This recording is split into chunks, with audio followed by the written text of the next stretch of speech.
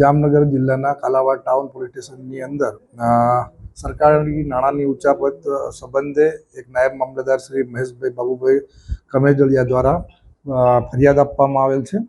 ફરિયાદની વિગત જોતા એવી છે કે તેમની જ ઓફિસમાં સમાજ સુરક્ષા ખાતાની અંદર કામ કરતા ધ્રુવરાજસિંહ જીવુભા જાડેજા તેઓ કોમ્પ્યુટર ઓપરેટર હતા અને આઉટસોર્સથી છેલ્લા 8 વર્ષથી કામ કરતા હતા।